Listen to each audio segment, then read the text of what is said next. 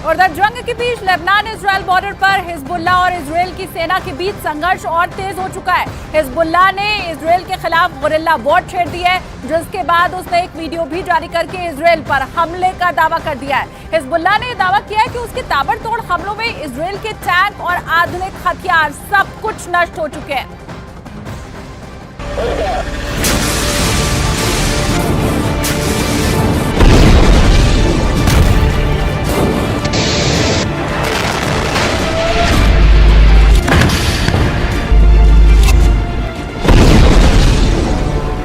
Hezbollah का दावा है कि इजराइल के खिलाफ वो नए और आधुनिक हथियारों का इस्तेमाल कर रहा है।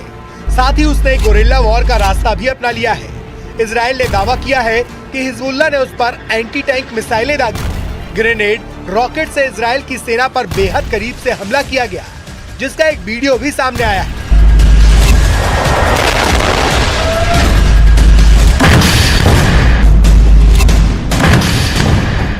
वीडियो में दिख रहा है कि हिजबुल्लाह इजराइल के टैंकों को महज 100 से 150 मीटर की दूरी से एंटी टैंक मिसाइल से और रॉकेट से निशाना बना रहा है। और वीडियो में जिन घातक राइफलों का इस्तेमाल होता दिखाई दिया, वो इजराइल की सेना के पसीने छुड़ाने के लिए काफी है।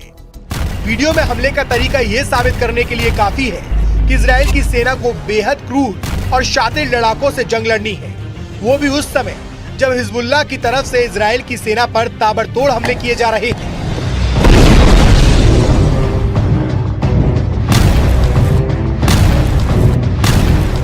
हिजबुल्लाह का दावा है कि इस हमले के लिए उसे इजराइल ने ही मजबूर किया।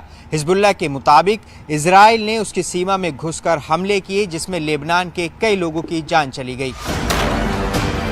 हिजबुल्लाह का आरोप है कि इजराइल की सेना ने लेबनान के बेकसूर लोगों को निशाना बनाया और आधी रात में वहां जोरदार रॉकेट दागे। इजराइल की सेना ने इस हमले के बाकायदा वीडियो भी जारी किए, जिसमें लेबनान और इजराइल की सीमा के पास मौजूद कुछ फौजी ठिकानों पर धमाके होते दिखाई दिए। इजराइल की सेना के मुताबिक उसने सीमा के पास मौजूद हिजबुल्लाह के ठिकानों पर मिसाइलों से वार किया।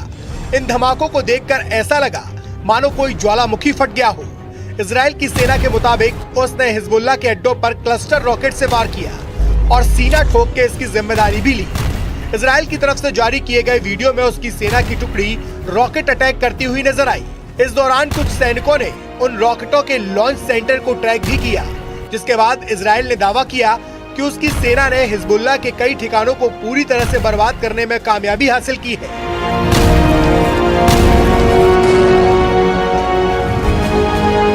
जिसके बाद हिजबुल्लाह का गुस्सा 7वें आसमान पर है। इस हमले के बाद हिजबुल्लाह के कमांडर इतनी बुरी तरीके से भड़क गए हैं कि उन्होंने इजराइल का नामो निशान मिटाने की ठान ली और धमकी दी कि इजराइल को हिजबुल्लाह से कोई नहीं बचा पाएगा।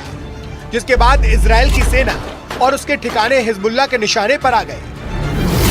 क्योंकि गाजा में हमास के खिलाफ युद्ध लड़ रहे इजराइल को उसकी उत्तरी सीमा पर हिजबुल्लाह से भी चुनौतियां मिल रही हैं।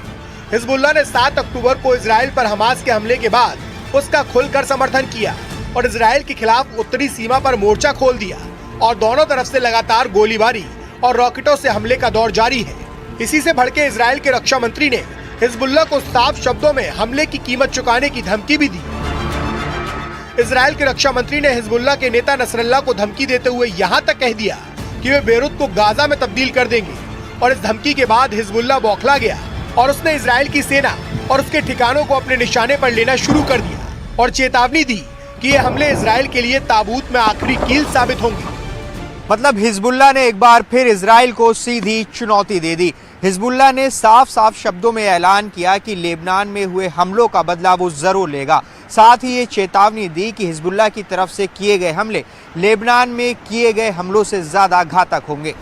अब हिजबुल्लाह ने इजराइल के खिलाफ गुरिल्ला वॉर छेड़ दी है और हमास की स्टाइल में इजराइल की सेना पर सामने से निशाना लगाना शुरू कर दिया है।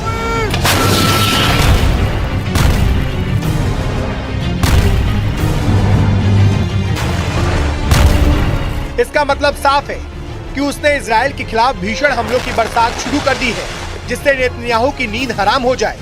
इस दौरान हिजबुल्लाह ने इजराइल को धमकाते हुए ये भी कहा कि इजराइल उसके लड़ाकों की असली ताकत से वाकिफ नहीं है। मतलब उसने साफ कर दिया कि लेबनान बॉर्डर पर तनाव कम नहीं होने वाला, क्योंकि हिजबुल्लाह की चेतावनी के मुताबिक वो अब इजराइल पर एक के बाद एक बड़े हमले का मन बना चुका है।